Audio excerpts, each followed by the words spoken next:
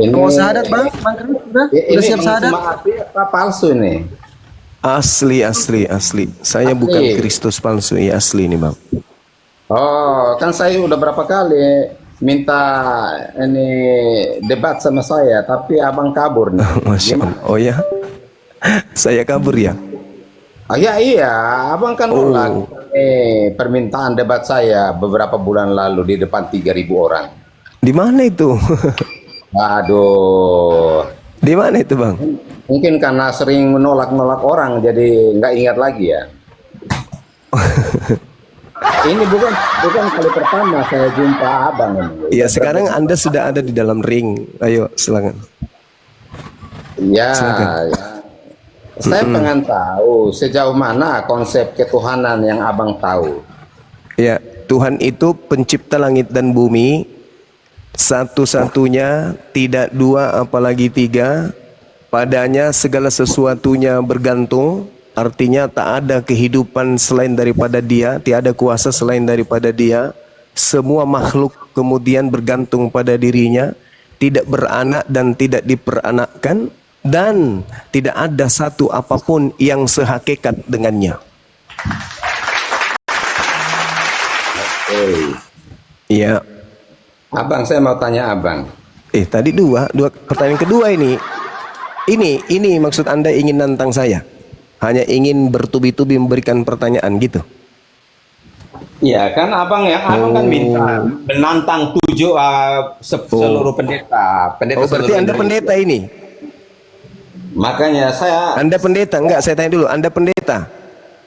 saya pelayan Tuhan, saya hamba Tuhan. Bukan pendeta? Saya tidak pernah kuliah. Yang saya tantang kan pendeta. Ah, oke.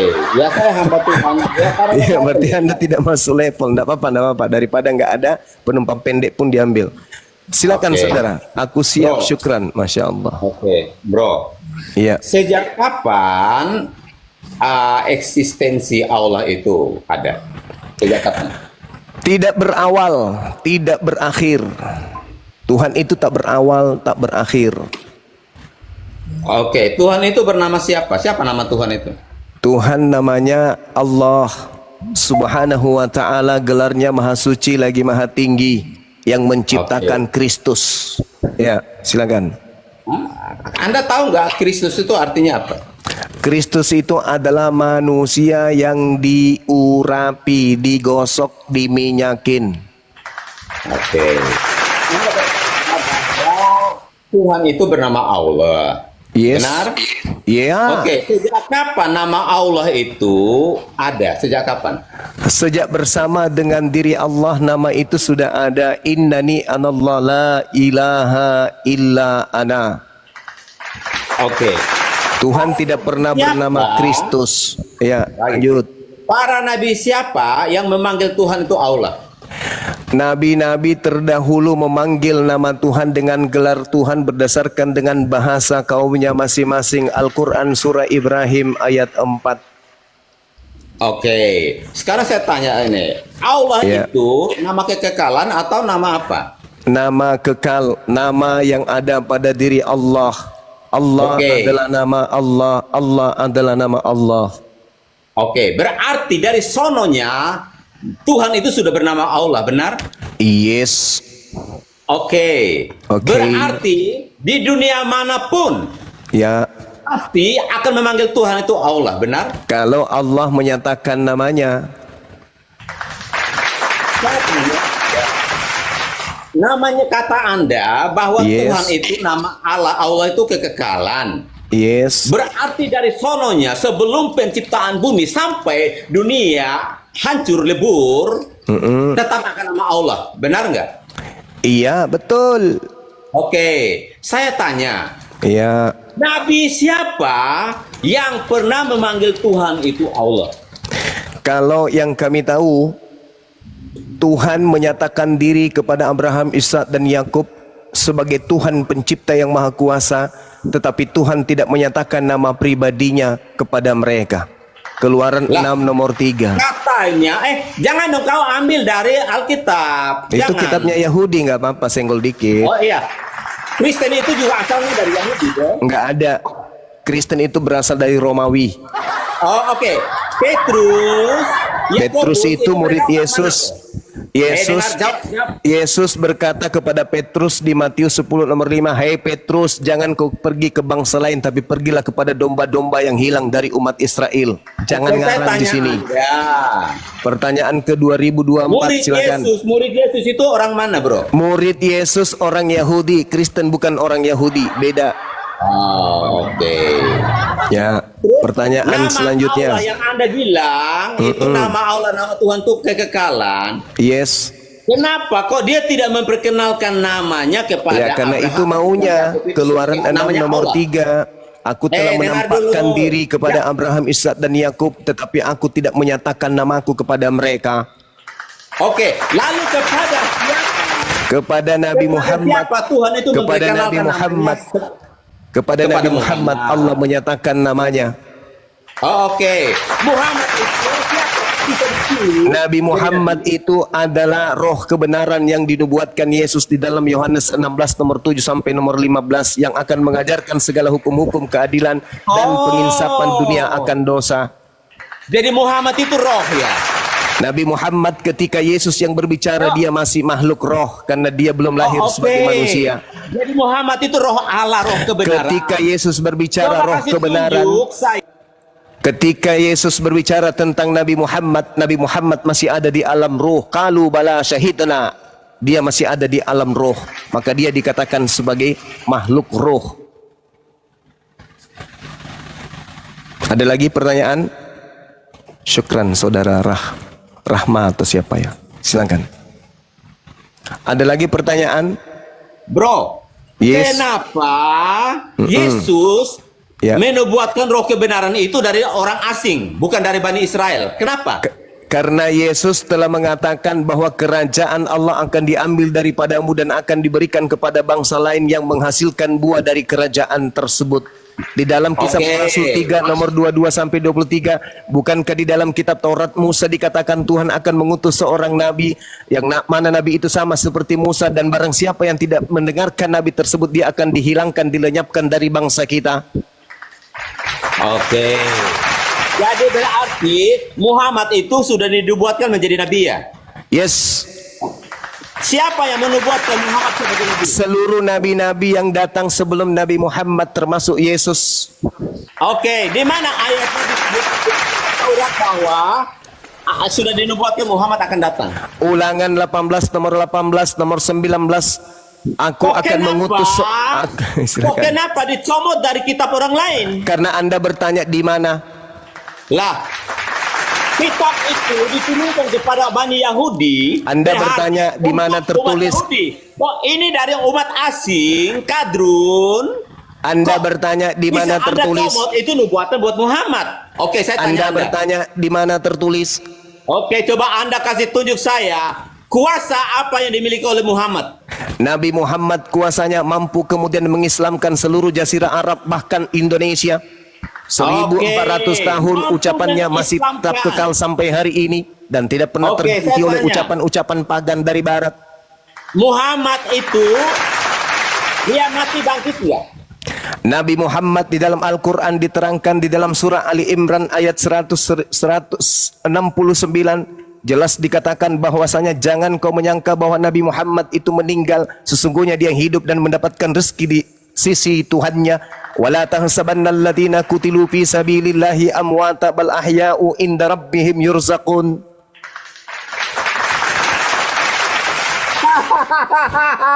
Jadi Muhammad hidup sampai sekarang? Al-Quran menyatakan wala tahsabannal ladzina qutilu fi sabilillahi amwata bal ahya'u inda rabbihim yurzaqun. Oh ya, baru tahu saya. Naikkan level Sementara pertanyaan Profesor Anda. Ali Shihab berkata, saya tahu Yesus Kristus ada di surga, tapi saya tidak tahu Muhammad ada di mana. Bahkan Muhammad sendiri berkata, aku tidak bisa menjamin kau masuk surga, kalian masuk surga. Aku tidak dapat berbuat Muhammad apa-apa saja dari tidak- diriku tidak- sendiri. tidak tahu Apa dia yang masuk aku surga katakan apa enggak. adalah apa yang Tapi kok diperintahkan Anda oleh Bapa bisa untuk aku klaim katakan dan bahwa aku Muhammad sampaikan. masuk surga? Makananku adalah apa yang aku lihat dari Bapa, itu yang aku kerjakan. Disebabkan karena aku tidak bisa berbuat apa-apa dari diriku sendiri. Saya akui Anda ini memang guru paling Terima palsu. kasih. Anda telah berbicara dengan jujur. Iya. 100 saya buat akui Anda. adalah guru palsu. Saya Terima akui kasih. bahwa Anda adalah nabi palsu. Saya gurunya, yang ini kita bagi dibuatkan dua. oleh Alkitab. Anda palsunya. Coba bro kasih tunjuk. Mujizat apa yang diperbuat Muhammad? Nabi Muhammad bermukjizat bisa merubah sejazirah Arab menjadi pengikutnya, sedangkan Tuhan yang bernama Yesus tidak mampu menjadikan Israel menjadi pengikutnya. Lebih hebat loh Paulus loh. Paulus memang Paulus sudah itu dinubuatkan mengkristenkan. dalam Matius 24 nomor 4 nomor 5, penyesat itu akan menyesatkan banyak orang. Oke. Terus saya tanya ini. Terus aja bertanya sampai kamu mandul. Muhammad itu pembunuh apa enggak? Nabi Muhammad itu membunuh orang-orang kafir tapi menghidupkan orang-orang berakal. Berarti Tuhan yang Tunjukkan satu orang yang dibunuh oleh Nabi Muhammad. Kalau Anda, saya sembuhkan impoten Anda hari ini juga. karena Anda berkata bahwa tadi kan Anda yang berkata bahwa Muhammad itu membunuh orang-orang yang tadi katanya? Membunuh orang-orang yang sudah bersinggungan dengan ajarannya, disebabkan ketika dia datang membawa berarti ajaran Tuhan kehidupan, Muhammad itu orang yang adalah tidak pembunuh. menerima ajarannya menjadi mati. Summum bukmun umyum fahum Jadi, la yarji'un. Muhammad itu Orang-orang Tuhan yang tidak menerima Nabi Muhammad, matanya mati, telinganya mati, hatinya mati. Itulah yang saya maksudkan. Sedangkan beliau Nabi Muhammad tidak pernah membunuh satu manusia pun. Kalau Anda bisa menunjukkan dia pernah membunuh satu manusia, maka impoten Anda hari ini juga akan segera saya sembuhkan. Jadi tadi Anda berkata bahwa Muhammad itu membunuh banyak orang. Tidak ada data kalau dia membunuh Makanya, jasad. Dia hanya kami membunuh juga perasaan Kristen telinga ini. kuping orang-orang yang sudah tersesat. Dikarenakan mereka semakin sesat. Dengan datangnya Nabi Muhammad, kesesatan mereka makin Kami menjadi-jadi. juga Kristen ini dapat perundungan. Gereja ditutup, gereja dibom. Ya karena itu ajaran Tuhannya begitu. Itu dari upah dari perbuatan kalian yang menyebar ke seluruh penjuru dengan cara membunuh, Jadi, merampok, merampas bangsa-bangsa lain. Maka Tuhan Jadi, memberikan kemudian siksaan karena kepada Tuhan- kalian sebelum masuk neraka. Itulah yang terjadi. Satu-satunya agama yang menyebar di seluruh penjuru bumi ini dengan membunuh Tuhan dan merampas, pembunuh, merampos. Itu makanya adalah umatnya agama juga Anda. ikut. Silakan naikkan level pertanyaan Anda yang lebih sulit lagi. Anda belum menjawab saya. Saya sudah menjawab, kuping aja Anda yang kena pelet sampai kuping Tuhan- Anda nggak Tuhan berfungsi Anda dengan itu baik. pembunuh nggak? Summum bukmun umyum fahum la yarji'un. Tuhan Anda pembunuh nggak? Kata Yesus, maukah kamu aku tunjukkan kepada siapakah engkau takut? Takutlah kamu kepada Dia yang sanggup membunuh manusia, baik jasad maupun rohani. Di dalam ulangan 2, Pertanyaan saya. di dalam ulangan 32 nomor 39, Tuhan yang maha kuasa, maha menghidupkan, maha membunuh, maha mematikan. Oke, Quranmu kenapa berkata jikalau bertemu dengan orang Yahudi dan Nasrani, pukullah batang lehernya itu. Itu karena masa perang, tidak mungkin masa perang bertemu dengan musuh, gelek-gelekan atau gelitik-gelitikan atau main kuis. Nabi Musa diperintahkan bunuhlah seluruh orang Amalek, jangan kau biarkan apapun yang bernapas di dalamnya. Ulangan 20 nomor 10 nomor 11 12, bunuhlah seluruh penduduk Indonesia. Jika penduduk Indonesia Di kemudian tahun minta Masehi perdamaian, ini, maka jadikanlah mereka budak untuk bekerja rodi kepadamu. Di tahun Tetapi Masehi- ketika kemudian dia membantah dan melawanmu, bunuhlah semua apapun yang bernapas di dalamnya. Ulangan 20 nomor 10 nomor 11 nomor 12. Itulah yang diperhatikan pembawa agama Anda masuk ke Nusantara. Jadi di zaman Masehi ini Tuhannya yang membunuh, nabinya yang membunuh hanya Islam. Tuhannya Islam dan Islam saja yang membunuh. Di dalam Kejadian 17 nomor 14, Rasul barang Yesus- siapa yang membatalkan hukum Taurat, barang siapa yang tidak bersunat, maka dia harus dibunuh karena Rasul Yesus- karena telah membatalkan segala hukum yang ada, terutama hukum kekalku yaitu sunat. Di dalam Kisah Para Rasul 3 nomor 22 nomor 23, bukankah telah dikatakan di dalam kitab Nabi Musa bahwa Tuhan akan mengutus seorang nabi yang sama seperti Musa, barang siapa yang tidak mendengarkan nabi tersebut maka dia akan dibunuh dari bangsa kita. Pertanyaan ditingkatkan levelnya, jangan yang murah tapi yang mahal. Nabi itu harus dari Yahudi. Apakah Di dalam- Muhammad orang Yahudi? Di dalam kitab saudara dikatakan Lukas 1 nomor 33, Yesus adalah raja selama-lamanya Kemudian untuk ini kaum main Israel. comot Alkitab Tetapi Yesus orang. kemudian mengatakan kerajaan ini comot Allah akan diberikan kepadamu. Yesaya 60, Yesaya 20 diterangkan bahwasanya nyanyian baru Tuhan akan datang dari Bani Khedar. Bani Khedar itu adalah keturunan Ismail anak kedua, dan nyanyian baru itu adalah Allahu Akbar, la ilaha illallah, subhanallah, Allahu Akbar. Udah suaranya cempreng, merepet mulu. Masuk. Innalillahi wa inna ilaihi Tong sampah. rajiun. Turun ke sampah. Dia terlalu jauh dari materi. Pertanyaannya Jelek enggak banget dijawab. suaranya lagi. Cempreng pula. Merepet. Silakan yang selanjutnya, White Pooh. Ini Bang Vipi ya. Silakan. Kuasai temanya ya. Jangan lari ke tema biar 20 jutanya terpecahkan. Oh, saya naik bukan karena duit. Saya naik karena ingin menjawab. Boleh Bang Zuma? Iya, silakan. Saya saudara, naik karena silakan. menjawab. Silakan. Oke, terima kasih. Jadi tadi saya sudah mendengar yang Bang Zuma katakan, Yesus datang untuk bangsa Israel. Aku siap. Apakah kami menyembah? Apakah Silakan. kami menyembah Yesus yang salah? Saya jawab tidak. Kenapa saya jawab tidak? Tadi Bang Zuma mengutip Matius 15 ya? Matius Ya, 28, aku datang Matius hanya untuk bangsa 24, Israel. Matius 19, iya Tapi Bang- betul. Matius 28. Iya. Ya. Tapi Bang Zuma lupa membaca di ayat terakhir. Apa bunyi ayat terakhir? Dengan iman kau diselamatkan. Wanita itu apakah bangsa Israel? Bukan. Tidak. Wanita itu di luar bangsa Israel. Tapi karena iman, dia diselamatkan. Begitu juga dengan saya. Kami. Saya bukan bangsa Israel. Saya bukan bangsa perjanjian. Tapi kami diselamatkan karena iman. Sesuai dengan Matius yang Bang Zuma bawa. Clear di situ Bang ya? Boleh Ada saya lagi tanggapi? mau ditanyakan? Oke. Saya akan jawab. Yesus Boleh. Yesus mengatakan iman besar kepada wanita Kanaan itu setelah wanita Kanaan itu mengatakan dirinya anjing, betul?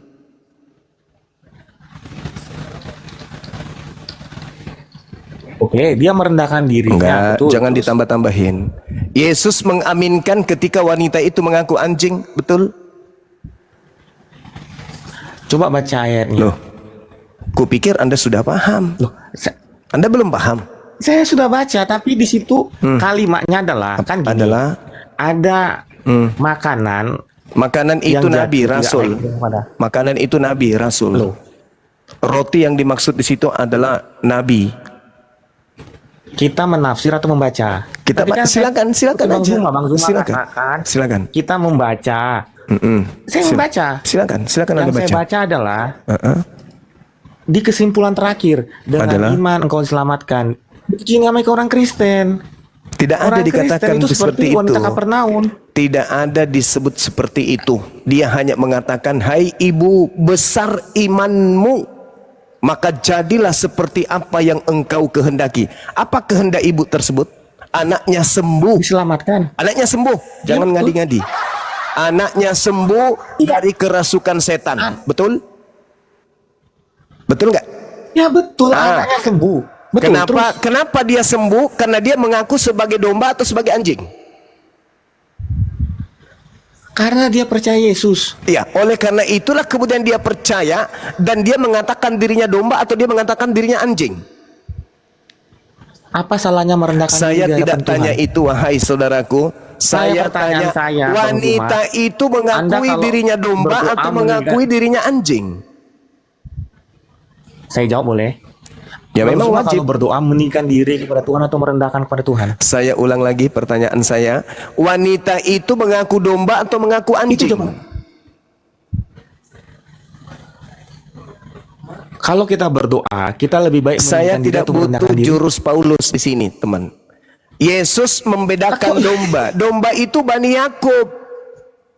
Anjing itu di luar daripada Bani Yakub yang datang-datang menggonggong kepada Yesus tapi bukan Bani Yakub. Domba hanya Bani Yakub. Pertanyaannya, Ketika Yesus ditanyai, apa jawaban Yesus? Aku diutus hanya kepada Bani Yakub, domba. Si bukan domba berkata, betul. Tapi bukankah guguk makan sampah yang jatuh dari meja tuannya? Kaget Yesus. Yesus mengatakan apa? Besar imanmu ibu, jadilah seperti apa yang engkau inginkan. Ibu mengatakan dirinya domba atau anjing? Sampai Yesus kagum. Jawab. Pertanyaan saya. Loh, kok jadi bertanya? Saya jawab ya, saya nggak bertanya. Ya, silakan. Saya menjawab. Ibu itu merendahkan diri. Saya tidak mengatakan Apakah salah kita merendahkan diri merendahkan atau meninggikan diri. Ibu itu mengakui dirinya anjing atau mengakui dirinya domba. Ibu itu merendahkan dirinya. Makanya saya katakan. Serius. Saya Merendahkan diri, bertanya, kan? ibu itu Pertanyaan saya. mengakui dirinya domba atau ibu itu mengakui dirinya anjing? Ibu itu merendahkan diri dan Hal Tuhan. unabbiukum ala man tanazzalus syayatin. Maukah aku tunjukkan kepada siapa setan itu bekerja? Setan itu bekerja kepada para pendusta. Saya ulang pertanyaannya. Ibu itu mengaku dirinya domba atau mengaku dirinya anjing? Ibu itu merendahkan dirinya. Oke, diskusi tidak bisa dilanjutkan. Anda nggak jujur. Anda hanya melakukan sesuatu untuk melindungi iman saudara yang adalah iman guguk. Ingat saudara, ingat. Tipikal anjing itu, dia tidak mengenal siapapun. Yang penting siapa yang memberikan tulang, itulah yang dia tuhankan. Ketika makhluk roh datang melalui Paulus memberikan kenyamanan kepada Anda, sampai Anda tidak punya aturan dalam hidup, dalam beragama, karena sudah dibatalkan semuanya, maka dia Anda tuhankan. Andai saja yang datang kepada Paulus itu tadinya mengaku bernama Hercules, dan dia memberikan kenyamanan kepada si anjing, maka anjing pun akan menuhankan si Hercules. Bayangkan ketika Yesus Kristus ini datang kepada Paulus, babi menjadi halal, sunat tidak dilarang lagi, ibadah tidak perlu lagi, karena di dalam pengajaran Galatia 5 dikatakan, jangan lagi engkau mau diperhambakan oleh kuk penghambaan, sebab kita telah merdeka, sungguh-sungguh merdeka dari aturan-aturan Tuhan. Ibrani 6 nomor 1, Kolose 2 nomor 9, semuanya Paulus mengatakan dengan matinya Yesus maka kita telah dibebaskan dari hukum Tuhan dan segala aturan-aturan dari Tuhan. Efesus 2 nomor 15. Maka siapapun yang datang mengenakkan kalian, si anjing ini akan mempertuhankan siapa yang mengenakkan dia. Penjahat datang memberikan tulang, penjahatnya dijadikan Tuhan. Penjahat kemudian datang memberikan makanan, si anjing akan mempertuhankan daripada si penjahat tadi. Siapapun, itulah tabiat anjing. Makanya ketika kemudian ditanya, aku diutus hanya kepada domba yang hilang dari Bani Israel, si anjing mengatakan, betul. Tetapi bukankah anjing makan sampah yang jatuh dari meja tuannya? Yesus tepuk dada dia.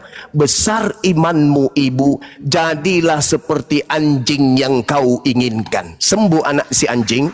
Berubah tidak dia menjadi domba? Tidak. Domba hanya makan rumput, anjing makan babi. Tidak pernah kemudian domba makan babi. Yang makan babi itu hanya anjing. Sampai sini saudara paham? Sampai sini. Boleh saya jawab? Silakan. Oke, terima kasih ya. Jadi iman Kristen ya. Tadi kan Bang Zuma katakan bahwa apakah kami menyembah Tuhan yang salah, Yesus yang salah? Saya jawab tidak. Pertanyaan gini Bang, pertanyaan saya gampang Bang Zuma. Gampang banget.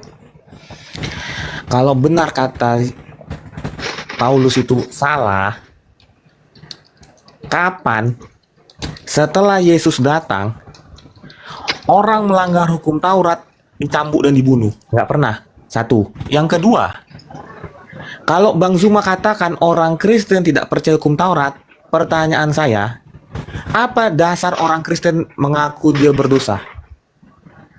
Kan orang Kristen tahu saya berdosa karena saya contoh mencuri, saya berzina. Itu di mana tertulis di hukum Taurat?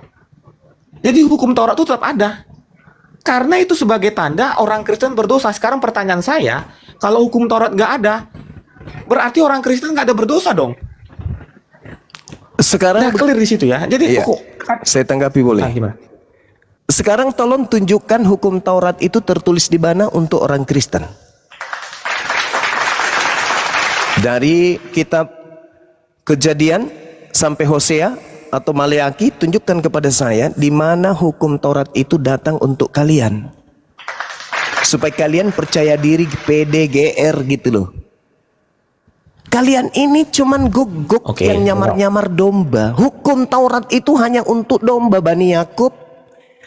Mazmur 147 nomor 19 nomor 20. Hukum-hukumku kepada Bani Yakub, aturan-aturanku yang kuberikan kepada Bani Israel, tidak aku berikan kepada bangsa lain.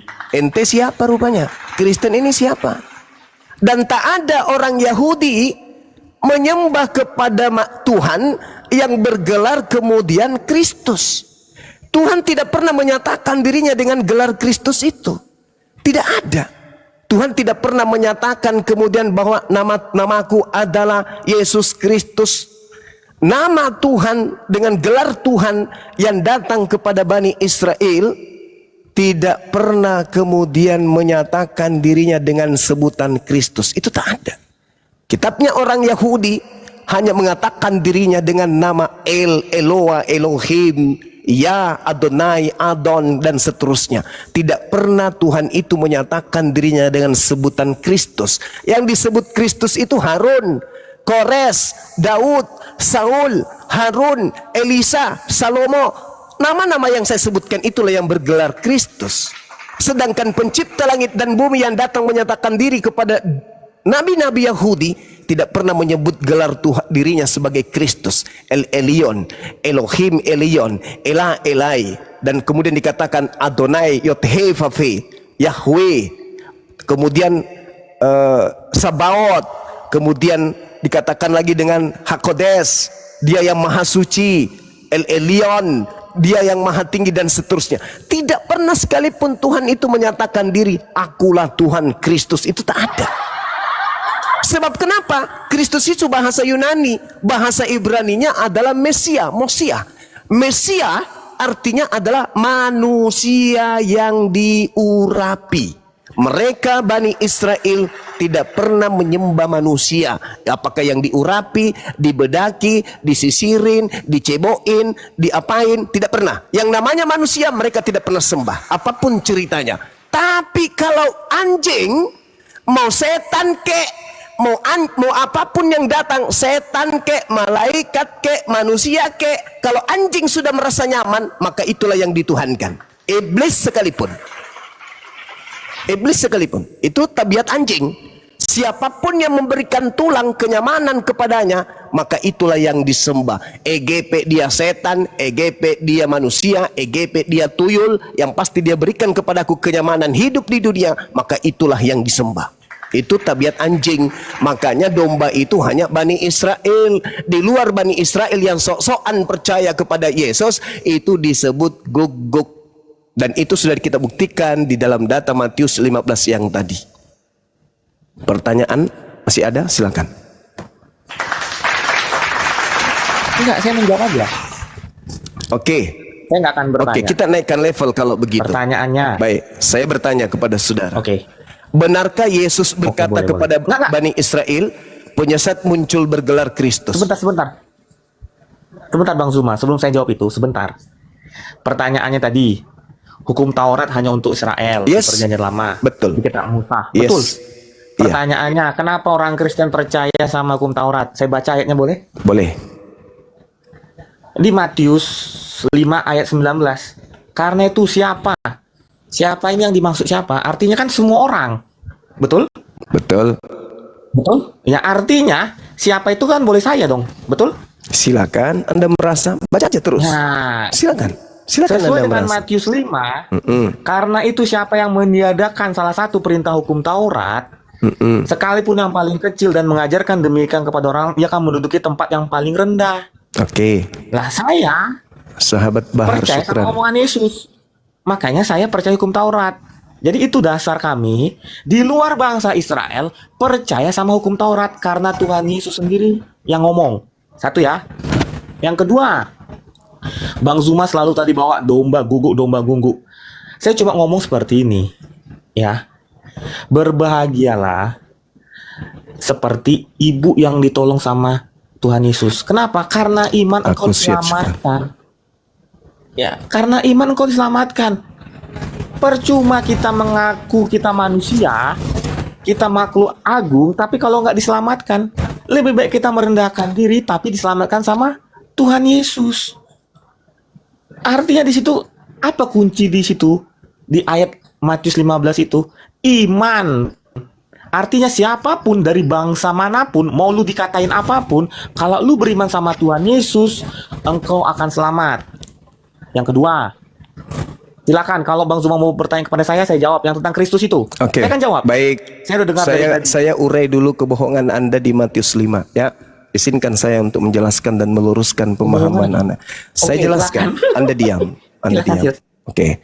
Matius 5 itu Yesus tidak berbicara kepada semua orang. Matius 5 Yesus sedang duduk di bukit kemudian bersama dengan murid-muridnya. Yesus pun mulai berbicara dan mengajar mereka. Orang yang hidup sesaman Yesus, bukan eliteng, bukan pengikut elitut yang muncul di padang gulun, bukan. Kamu belajar Bible itu sampai tahun berapa dan sudah berapa puluh tahun Anda belajar? Kalau Anda belajar Bible, tolong tinggalkan doktrin dogma gereja biar Anda cerdas. Yesus sedang berbicara dengan murid-muridnya Bani Israel, bukan sedang berbicara dengan Bani Kamfret. Oke? Anda hanya menggunakan narasi-narasi seakan-akan Yesus berbicara kepada Anda. No. Yesus berbicara kepada muridnya. Makanya dia menganggap di luar Yahudi itu guguk. Anda mencoba untuk melakukan pelintiran dalil. Maaf, Anda sedang berhadapan dengan Bang Zuma, orang yang sangat-sangat ditakuti oleh para pendeta dan pastor se-Indonesia. Anda mengatakan orang dibenarkan karena iman. Oh, bagus sekali bahasa Anda. Tetapi tengok siapa pelaku-pelaku yang ada pada saat itu berdiskusi dengan Yesus. Yang mau diselamatkan si anak, yang berdiskusi si ibu. Siapa yang sembuh kemudian ketika dia percaya ibu itu adalah anjing yang makan sampah? Ibu yang sembuh? Enggak. Yang sembuh anaknya. Berarti kepercayaan ibu kepada Yesus sebagai Tuhan bagi Bani Israel mengakibatkan anaknya sembuh dari penyakit yang kerasukan setan. Kalau Anda mengatakan karena iman orang diselamatkan, betul. Tetapi iman tanpa perbuatan adalah buta.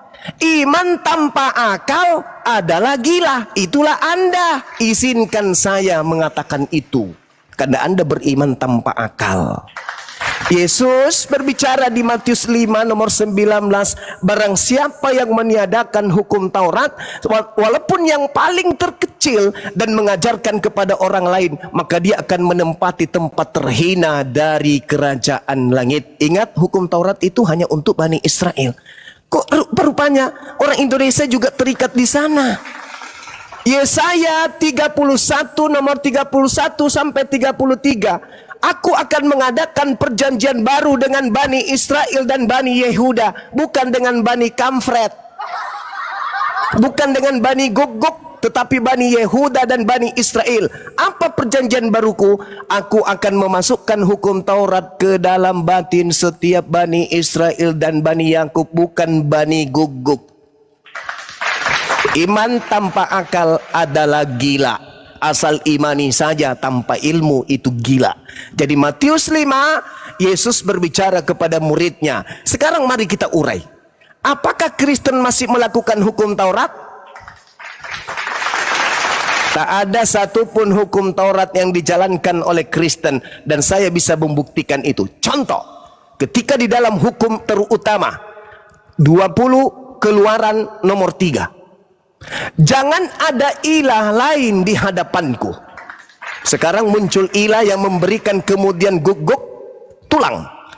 Ilah yang Anda gaungkan sekarang itu namanya siapa? Yesus Kristus.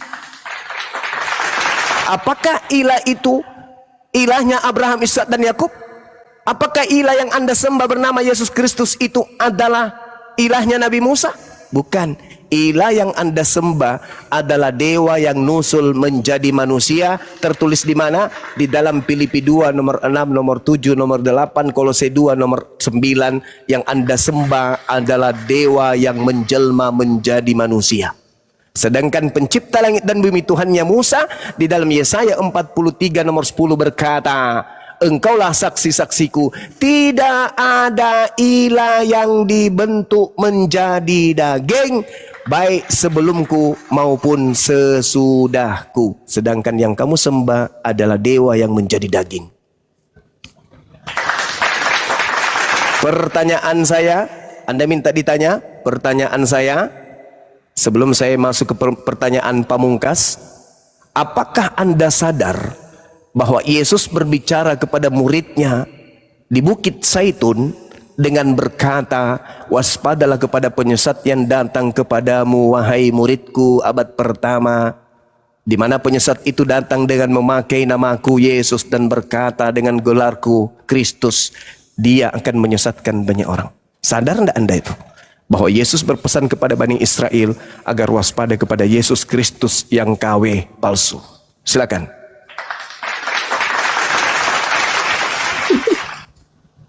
Oke, gue jawab. Bang Zuma, tolong kasih saya penjelasan. Ya, apa arti, apa bedanya kata siapa dan kamu? Itu dulu. Siapa itu jelas, artinya nobody. Untuk all. Kalau kamu merujuk kepada orang-orang tertentu. Jadi jelas di Matius 5 dikatakan siapa. Artinya siapa itu untuk semua orang.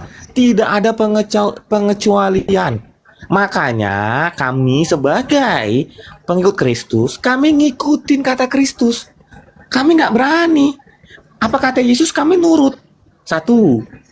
Yang kedua, gua percaya kata Yesus akan ada nabi-nabi. Sebentar.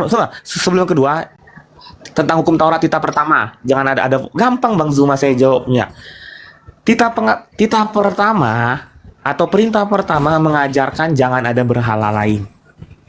Kecuali Tuhan yang disembah Abraham, Ishak dan Yakub. Pertanyaannya, kenapa kami menyembah Tuhan Yesus? Karena jelas pada saat Tuhan Yesus dibaptis. Nah, ini menarik ini. Pada saat Tuhan Yesus dibaptis, satu-satunya orang di muka bumi ini yang Bapa di surga berbicara depan banyak orang hanya kepada Tuhan Yesus. Jangan ketawa dong. Tuhan satu kan? Satu-satunya Musa berbicara. Sebentar Bang, sebentar. Saya nggak potong. Musa berbicara sama Tuhan, nggak ada yang melihat. Nggak ada. Siapa mau sebut nama siapa? Nggak ada. Tetapi hanya Yesus yang Bapa sendiri bersaksi atas dirinya 2 kali. Ya. Tuhan bersaksi kepada Tuhan. Bagus. Sebentar Bang. Bapa bersaksi pada anak. Gampang. Ini gini. Jadi kami tidak melanggar hukum Taurat yang pertama karena kami tidak menyembah berhala. Kami menyembah sesuai dengan yang Bapa di surga sampaikan pada saat Yesus baptis. Kelar. Ya. Jadi kami tetap mengikuti perintah hukum Taurat. Yang kedua, yang ketiga, saya jawab satu-satu. Tadi pertanyaannya, apakah saya percaya perkataan Yesus akan ada nabi-nabi palsu? Percaya. Terus pertanyaan di mana? Saya kembali lagi ya kepada yang tadi, iman tanpa akal itu gila. Hanya karena berdasarkan kata siapa. Oh ya benar, iman tanpa perbuatan akan mati. Mati tanpa akal? Yang mana? Kalau iman tanpa akal apa namanya? Ya iman tanpa perbuatan. Tanpa perbuatan mati. Kalau iman tanpa akal apa namanya? Saya nggak tahu, nggak tertulis. Iman tanpa akal gila. Oke. Nah, sekarang saya buktikan kepada kegilaan Anda. Sabar dulu, saya belum selesai. Lelucon Anda saya harus tanggapi yang tadi. Anda mengatakan silakan. Matius 5 Karena siapa yang meniadakan salah satu perintah hukum Taurat, sekalipun yang paling kecil, ini Yesus sedang berbicara kepada orang yang ada di sekelilingnya waktu itu. Ini narasi yang muncul hari ini, yang tertulis hari ini, ucapan Yesus pada zaman itu di tengah-tengah muridnya. Anda itu gila. Anda membaca buku di mana buku itu bercerita tentang cerita yang terjadi di 2000 tahun yang lalu. Seakan-akan guru yang berbicara di depan kelas yang mengajar 2000 tahun lalu itu berbicara kepada Anda. Itu gila namanya. Izinkan saya mengatakan itu supaya Anda itu bisa sedikit tergelitik. Yesus berbicara kepada orang yang hidup sesamanya. Maka ketika dia berkata, siapa yang meniadakan salah satu perintah hukum Taurat sekalipun yang paling terkecil dan mengajarkan demikian kepada orang lain, maka dia akan menduduki tempat terhina di dalam kerajaan langit. Ente siapa? Ente tidak hadir di situ. Hanya karena Anda itu menyembah pengaruh dari makhluk roh yang mengaku Yesus Kristus, sehingga semua rambu-rambu Anda tabrak. Seakan-akan Yesus berbicara kepada Anda. Oke? Kembali kepada pertanyaan saya. Apakah Yesus mengatakan akan muncul Kristus palsu? Jangan Anda pelintir lagi ke nabi palsu, nanti Anda kena jantung. Apakah Yesus berkata kepada murid-muridnya Bani Israel agar Bani Israel waspada kepada Yesus palsu? Iya atau iya? Silakan.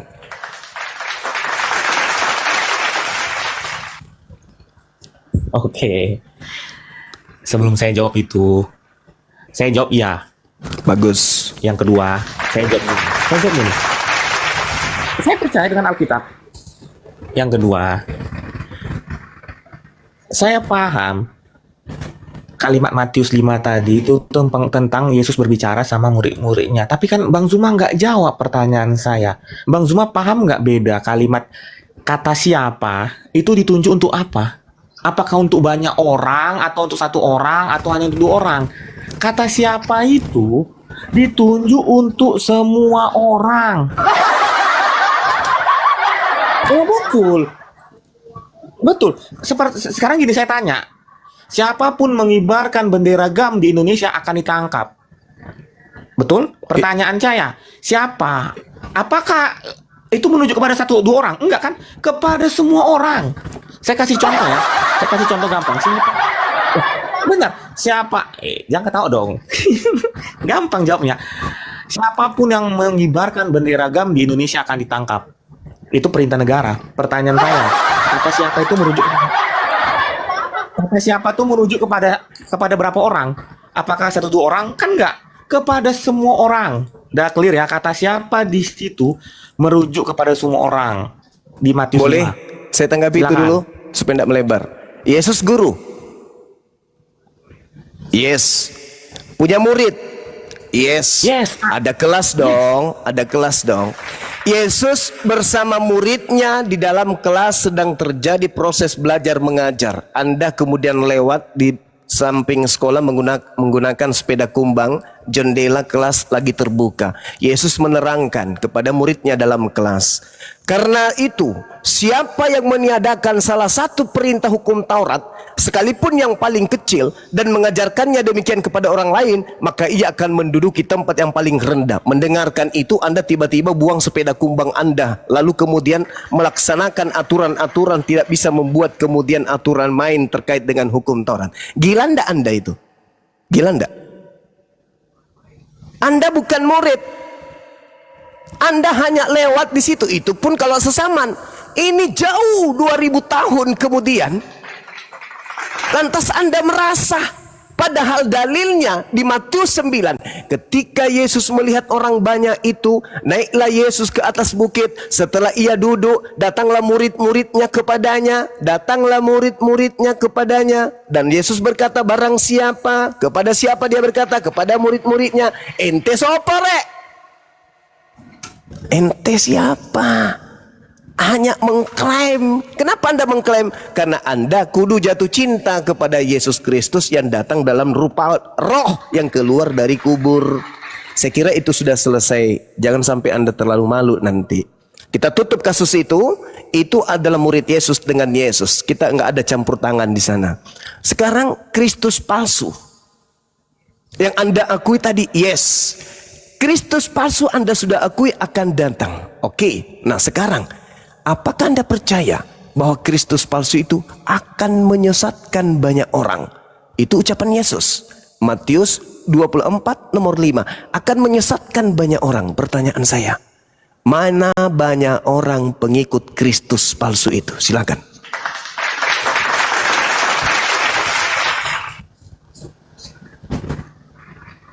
Tadi Matius berapa? Saya buka ayatnya. Matius berapa? 24 nomor 4 nomor 5. Oke.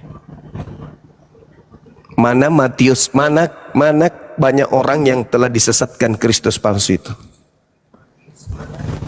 Oke. Silakan. Saya jawab. Silakan. Saya baca ayatnya ya. Jawab Yes. Yesus kepada mereka, waspadalah supaya, benar kan? Supaya Iya. jangan ada orang yang menyesatkan kamu. Kamu ya. Oke. Jadi jeda belas. Sebab banyak orang akan datang dengan memakai namaku dan berkata akulah Mesias, dan mereka akan menyesatkan banyak orang. Terus pertanyaannya apa? Pertanyaannya, banyak orang yang disesatkan oleh Mesias palsu itu mana? Pertanyaannya siapa Mesias palsu? Kan belum ada. Mesias palsunya kalau udah jelas. Dia mengaku Mesias kan? Dia memakai nama Yesus dan berkata, akulah Mesias. Pertanyaan saya, ketika Yesus mengatakan dia akan menyesatkan banyak orang, mana orang banyak ini sebagai pengikut Mesias yang disesatkan tersebut? Oke. Saya jawab, sampai hari ini saya belum melihat Mesias palsu. Loh, lihat orang banyak yang mengaku pengikut Mesias itu mana? Pertanyaan saya, ini kan Mesias palsu. Betul, saya bukan. Wah, pertanyaannya Harus abang tergenapi kan, dong, harus abang kan tergenapi. bertanya, Anda percaya ucapan Yesus itu? Lah, Betul?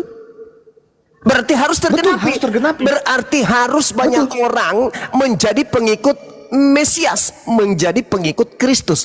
Mana orang banyak di atas muka bumi ini yang Anda temui sekarang ini bergelar pengikut Kristus? Mana? Ayo, saya jawab. silakan. Jelas dikatakan nubuatan itu pasti terjadi. Yes. Tapi pertanyaannya Bang Zuma, siapa yang tahu kapan itu terjadi?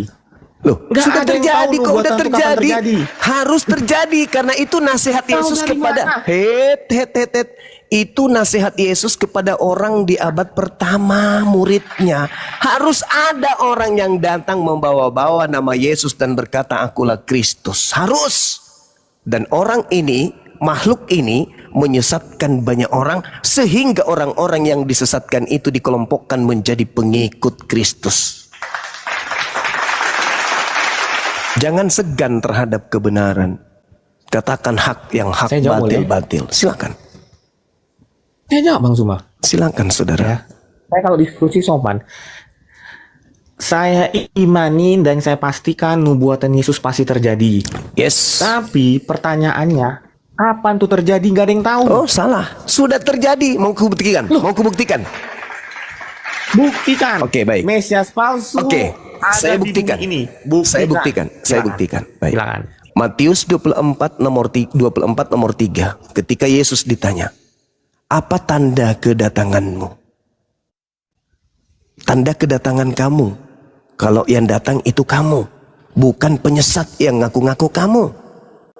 Karena katamu banyak penyesat yang datang memakai namamu. Untuk membedakan antara penyesat dan kamu yang asli itu apa? Yesus menjawab di mana? Matius 24 yang sama, data nomor 27, 29, dan 30. Tanda-tanda kalau aku yang datang adalah matahari menjadi gelap, bulan kemudian tidak bercahaya, bintang-bintang berjatuhan, kuasa-kuasa langit akan berguncang. Aku Yesus akan nampak sebagai anak manusia di tengah langit, dan seluruh manusia di atas muka bumi ini akan meratap. Seluruh manusia akan melihat aku di atas langit.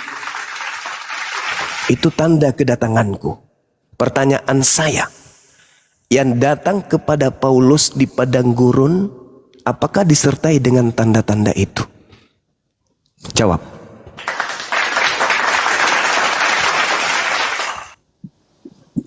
Oh, itu maksud jawaban. Itu pertanyaan. Oh yes. Oh, gampang gue jawabnya. Ya silakan. Yes. Gampang. Silakan saudara, silakan. Yang pertama, ya, saya percaya dengan nubuatan Tuhan Yesus yang tertulis di 24 ayat ini. Matahari segala macam gue percaya, gue udah baca. Terus pertanyaannya, kalau begitu kan yang datang kepada Paulus bukan Yesus dong? Karena tidak tertulis dengan demikian. Gue jawab, yang datang kepada Paulus adalah Yesus. Karena Yesus datang bukan untuk menghakimi, tapi untuk bertemu. Bedakan. Kalau abang tadi mengatakan kedatangan Yesus itu di ayat 27, abang nggak lihat di ayat di atasnya. Yesus datang untuk apa? Untuk menghakimi. Yesus datang ke Paulus bukan untuk menghakimi. Berbeda kasus, abang. Clear di situ. Jadi yang datang kepada sekarang gue tanya abang, tertulis di mana, di ayat, di kitab manapun, mau di Al-Quran, Alkitab maupun apapun, kasih saya satu ayat yang mengatakan bahwa iblis bisa mencederai manusia. Nggak ada. Iblis hanya menghasut manusia. Iblis tidak bisa melukai manusia. Jadi saya buktikan yang datang kepada Yesus adalah, yang datang kepada Paulus adalah Yesus. Karena apa? Bisa baca Tidak ada satu Markus ayat yang 5. mengatakan apa? Bisa baca Markus 5. Markus 5 ayat.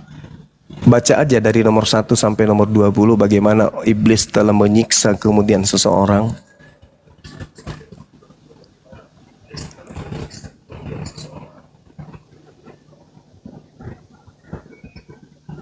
Iya, betul.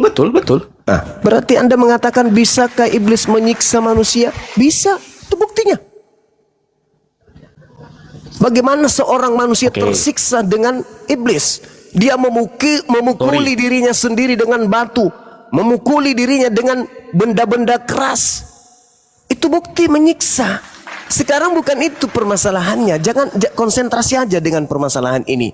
Ketika Yesus ditanya oleh muridnya, "Guru, apa tanda kedatanganmu?" Langit, kuasa-kuasanya akan berguncang. Matahari gelap, bulan tak bercahaya, bintang-bintang berjatuhan. Kira-kira kalau ada yang mengaku bertemu Yesus, datang kepada murid Yesus, "Ya paman, aku bertemu dengan gurumu Yesus loh." Percaya enggak murid-murid ini? Sedangkan tanda-tanda yang disampaikan oleh gurunya itu tidak ada. Apa itu? Kami juga semuanya di Indonesia akan melihat Yesus di langit. Semua manusia meratap. Dan matahari tidak bersinar lagi, menjadi gelap. Bintang-bintang berjatuhan. Itu diterangkan di dalam Al-Quranul Karim.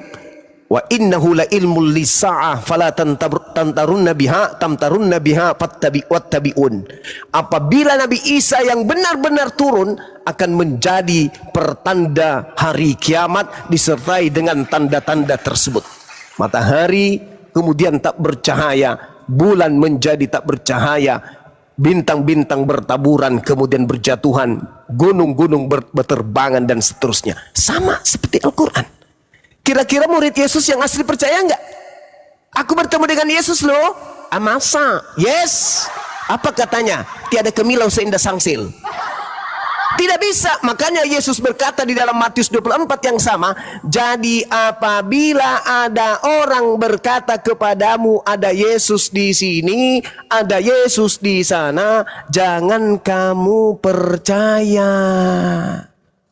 Sebab Yesus palsu, Kristus palsu, Mesias palsu, dan nabi-nabi palsu, rasul-rasul palsu akan muncul, dan mereka akan mengadakan tanda-tanda yang dahsyat dan mukjizat-mukjizat sekiranya dia menyesatkan orang-orang pilihan juga. Camkanlah, aku sudah mengatakannya terlebih dahulu kepadamu. Jadi apabila ada orang berkata bertemu dengan Yesus di padang gurun, bertemu Yesus di dalam bilik rahasia, jangan kamu percaya. Sebab sama seperti kilat memancar dari sebelah timur dan melontar cahayanya sampai ke barat, demikian pula nanti tanda kedatangan aku sebagai anak manusia.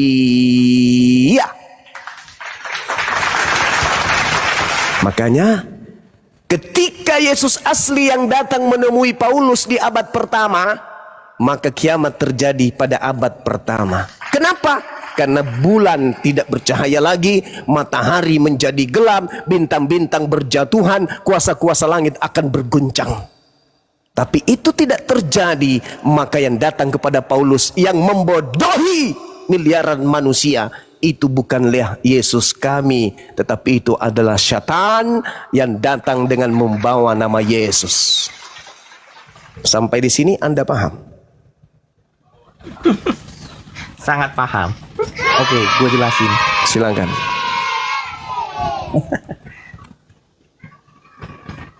Pertanyaan gue kepada Bang Zuma, di ayat 24 ini tentang penghakiman atau tentang apa? Tanda kedatangan Yesus. Iya, Yesus datang kedua kali untuk menghakimi, betul? Yesus datang untuk menghakimi, diikuti dengan tanda-tanda tersebut. Jadi kalau ada yang datang tidak mengikuti tanda-tanda itu, tidak diikuti oleh tanda itu, kata Yesus, jangan kamu percaya. Sebab Yesus palsu, Kristus palsu akan melakukan tanda-tanda dahsyat dan mukjizat-mukjizat. Tetapi kalau matahari masih bersinar, bulan masih bercahaya, bintang belum berjatuhan, ingat, itu bukan aku. Sahabat Bahar, syukran. Gimana? Ini dalil. Makanya kami sangat bersyukur ada Nabi Muhammad datang kemudian sebagai pembawa kabar gembira. Coba nasihat Yesusnya kita dengarkan. Aku akan menyertai engkau selama-lamanya.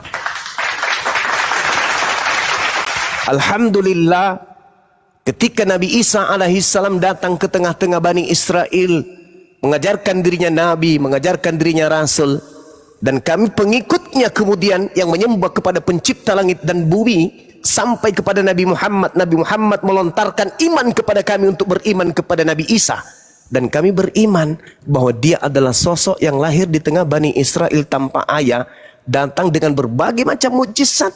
Dia diutus kepada Bani Israel sebagai Nabi dan Rasul terkemuka di dunia dan akhirat.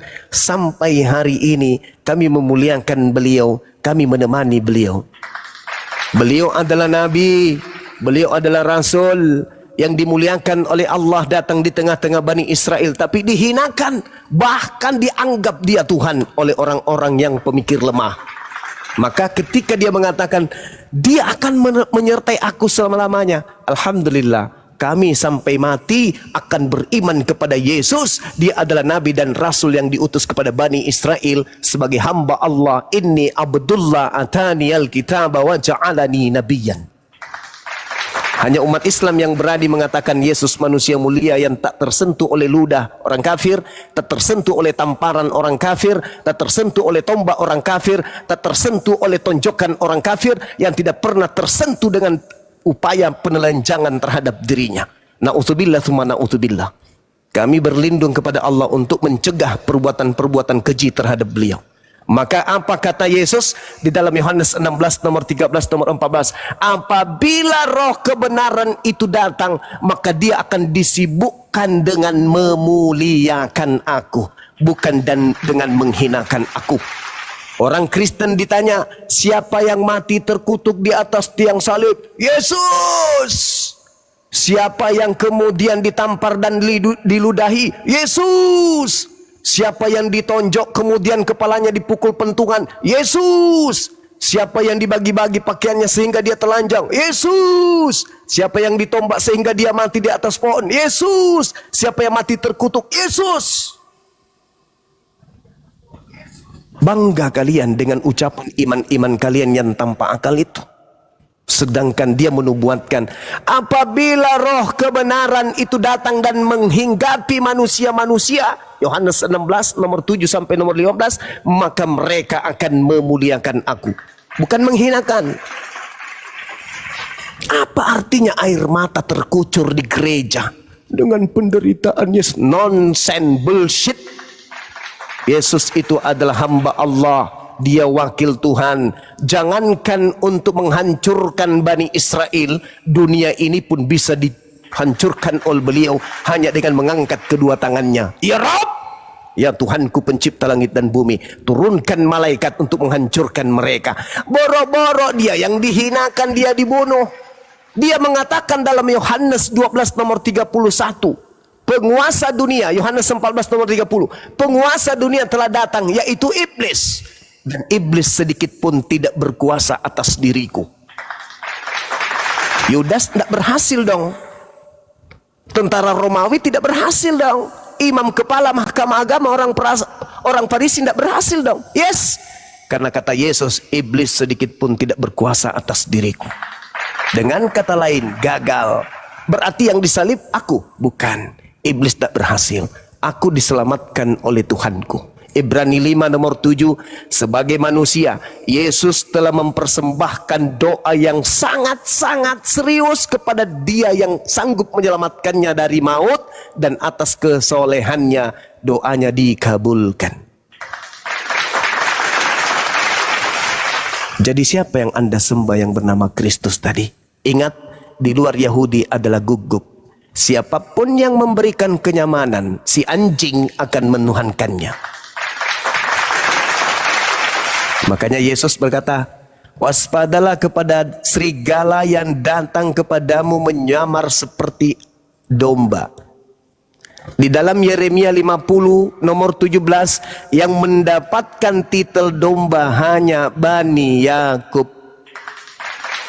Di luar Bani Yakub, yang nyamar-nyamar Bani Yakub disebut serigala. Siapa yang mendirikan agama Kristen? Serigala. Ada data Bang Suma? Ada. Izinkan saya menguraikan data itu. Kejadian 49, sebelum meninggal, Yakub memanggil ke-12 anaknya. Lalu kemudian Yakub memberikan, Halo, sabar, udah kepanjang. sabar, 1 menit. Gantiin Bang. Sabar. Oke. Kejadian 49, Yakub memanggil anak-anaknya dan menubuatkan anaknya satu-satu. Isyakar dipanggil, matanya dipanggil, kemudian Gad dipanggil, Naftali dipanggil, lalu kemudian Yusuf dipanggil, Benyamin dipanggil. Diterangkan nubuatan-nubuatannya. Satu-satu diterangkan. Tibalah kemudian diterangkan tentang Benyamin di data nomor 27. Setelah diterangkan bahwasanya anak-anak yang lain satu-satu diterangkan bla bla bla bla, tiba Benyamin. Benyamin adalah seperti serigala yang menerkam. Pada waktu pagi dia memakan mangsanya, dan pada waktu petang ia akan membagi-bagikan rampasannya. Keturunan Benyamin akan berlaku seperti serigala, tukang rampas. Filipi 3 nomor 5, Paulus mengaku, aku adalah keturunan dari Benyamin. Keturunan Benyamin berlaku seperti serigala. Paulus mengaku keturunan dari serigala. Apa perilaku Paulus? Mengambil hukum Taurat lalu melemparkan, membagi-bagikannya kepada non-Yahudi. Jedar. Makanya tadi di awal kita membahas hukum Taurat itu untuk siapa? Untuk Bani Israel saja. Kenapa ada di Kristen? Karena pendiri agama Kristen yang merampas Taurat itu dan membagi-bagikannya kepada orang yang diinginkan. Itulah yang terjadi. Oke, kembali kepada tema. Kristus yang Anda sembah itu bukanlah anak Maria. Silakan. Syukran, sahabat Zul. Barakallahu fiik. Gua jawab semuanya narasi Bang Zuma 1 jam tadi. Gua diam ya. Nggak Bukan jawab. 1 jam kawan, 1 minggu. Oke. Silakan. Jawabannya sangat gampang, sangat easy. Yang pertama, Tapi tidak benar. kenapa Yesus harus mati? Oke, saya nggak potong kan, dong, sabar. Enggak, cuma nyeletuk Yang aja. pertama. Ya, lanjut. Kenapa? Oke. Yang pertama, kenapa Tuhan Yesus harus mati? Di perjanjian lama Bang Zuma, ingat. Kalau Bang Zuma pernah dengar cerita Musa. Bangsa Israel bangsa Israel selamat karena apa? Karena sewaktu itulah diturunkan Tuhan di tanah Mesir. Karena darah bangsa Israel selamat. Oke? Itu Bapa di surga sama bangsa Israel. Tuhan Yesus disiksa yang tadi Bang Zuma katakan, keluar darahnya Bang. Ngocor tuh darahnya. Dengan darah Yesus kami selamat Abang. Karena tadi yang sepakat di Matius 15. Dengan iman engkau akan selamat. 1. Yang kedua, bagaimana kita membedakan Mesias palsu sama Mesias palsu atau yang benar? Saya katakan yang datang kepada Rasul Paulus adalah Tuhan Yesus yang asli dan benar. Buktinya apa? Sangat jelas. Di Matius 24, di situ dikatakan, mereka hanya bernubuat, tapi tidak mau menderita. Di Kisah Para Rasul 9 jelas. Aku sendiri akan menunjuk kepadanya betapa banyak penderitaan yang harus ia tanggung oleh karena namaku. Perbedaannya di situ. Apakah Paulus mau menderita karena nama Yesus? Mau. Buktinya apa? Paulus mati karena menyebarkan firman Tuhan. Clear. Itu bedanya. Perbedaannya cuma satu. Ya, bagaimana membedakan? Kita tahu itu Tuhan Yesus asli atau enggak di penderitaan. Karena yang namanya kasih, yang namanya cinta itu harus ada buktinya. Apa buktinya penderitaan? Kalau cuma ngomong doang seperti tertulis, orang-orang yang menyebut nama Tuhan Yesus tidak selamat, itu maksudnya apa? Itu cuma omong doang, omdo. Tidak ada perbuatan. Karena orang Kristen itu bukan hanya berseru kepada Tuhan Yesus, tapi juga mengimani Yesus adalah Tuhan. Itu perbedaannya. Clear di situ. Saya jawab semuanya yang Bang Zuma katakan. Sangat easy. Ada lagi Bang Zuma? Oke. Kalau Jadi nggak ada, saya ini turun, mau gereja. Ini jawaban orang yang putus asa. Orang yang sudah putus asa loncat ke darah. Imamat yang parah lu. Imamat 1 nomor 2. Katakanlah kepada Bani Israel apabila mereka hendak kemudian mempersembahkan korban penebus dosa kepada Tuhan, agar mereka kemudian mempersembahkan hewan ternak, domba, kambing, lembu, sapi. Tidak ada manusia. Imamat 18 nomor 20, sabar. Jangan kau persembahkan anak manusia kepada dewa Molok. Dan tidak ada pengajaran nabi-nabi mempersembahkan penebus dosa menggunakan manusia. Hanya penyembah dewa Molok, sabar, yang mempersembahkan darah manusia. Yesus memerintahkan mempersembahkan apa? Baca Matius 8 nomor 4, perlihatkanlah dirimu kepada kepada imam, lakukanlah persembahan seperti apa yang diperintahkan oleh Nabi Musa. Apa yang diperintahkan Nabi Musa? Imamat 2. Sabar. Nanti giliran Anda. Martin sabar dulu ya, satu-satu kita selesaiin dulu ya, sabar. Ya. Jadi Udah langsung. Yesus mengajarkan mempersembahkan kurban hewan. Itu yang pertama. Kemudian ketika Anda mengambil data di dalam kitabnya orang Yahudi, tidak ada hubungannya dengan Kristen. Tadi sudah saya katakan kepada saudara, kalau orang Kristen penyembah Kristus ini bernarasi supaya dianggap mereka benar, mereka akan mencomot-comot dalil di kitabnya Yahudi yang tak ada hubungannya dengan mereka. Yesus ingin dibunuh itu bukan karena tebus dosa, bukan. Yesus ingin dibunuh karena mereka orang Yahudi takut bangsanya dirampas oleh bangsa Roma. Di mana itu tertulis? Baca di dalam Yohanes 11 nomor 45 sampai nomor 57. Hari ini juga Imam Kayafas, imam besar Yahudi, bernubuat bahwa Yesus harus mati demi untuk bangsa Israel, agar bangsa Israel tidak dirampas oleh orang Roma. Itulah alasannya kenapa orang Yahudi ingin membunuh Yesus. Yang pertama. Yang kedua, terkait dengan Nabi Paulus, mati mengenaskan. Itu karena menggenapi nubuat. Kejadian 17 nomor 14. Barang siapa yang menghilangkan hukum sunat kulub, maka dia harus dibunuh, dihilangkan dari sebangsanya, karena dia telah membatalkan hukum perjanjian kekalku. Galatia 5 nomor 2. Dia membantah perjanjian kekal Tuhan. Barang siapa yang menyunatkan nonotnya, maka Yesus Kristus tidak berguna baginya. Dia menantang Tuhan. Maka Tuhan mengatakan, barang siapa yang menghilangkan hukum sunat, maka dia harus dibunuh, dilenyapkan dari sebangsanya, karena dia telah membatalkan untuk menghilangkan perjanjian kekalku. Yang ketiga, Ulangan 18 nomor 19 nomor 20. Barang siapa yang berkata mengatasnamakan diriku, tetapi aku tidak pernah berfirman kepadanya, maka dia harus dibunuh. Paulus sedang menggenapi itu, kawan. Jangan salah tafsir ente. Demikian.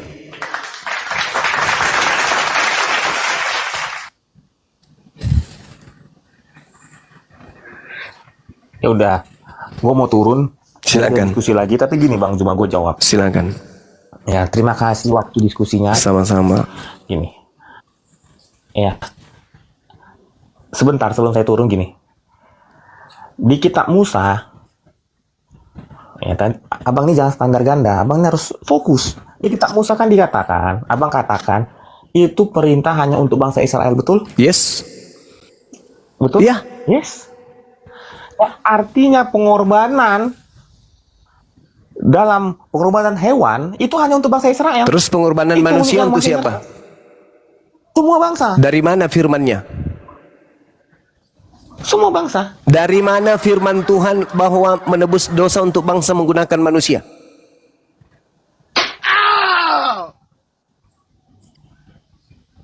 Oke, good. Oke. Tadi ketawa mulu. Sebentar. Oke, panggil Yesus Apa? Kristusnya, Bang, yang datang ke padang gurun itu masuk ke tubuh Anda untuk hadapi saya. Bentar. Ya, pakai bahasa roh mungkin. Saraba-raba kamu kuraba, aku meraba kamu, kita sama-sama meraba-raba. Ha ha. Hi ha ha. Sebentar. Ya, Ada ayatnya, sabar. silakan.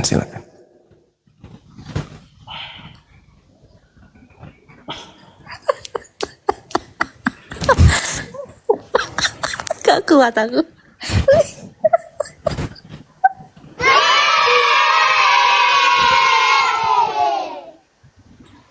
Kenapa hostnya ketawa? Hostnya suka sama siapa? Sama Zuma atau sama saya?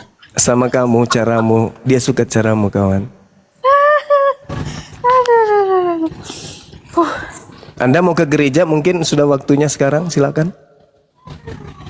Oh ya sudah, nanti kita diskusi lagi. Baik. Nanti gua kasih ayatnya. Siap, saudara. Thank you ya Waipu. semuanya. Iya, sehat Selamat selalu. siang. Makasih. Makasih. Iya. Ingat, kita nanti belajar lagi sama-sama ya. Jangan bosan ke sini.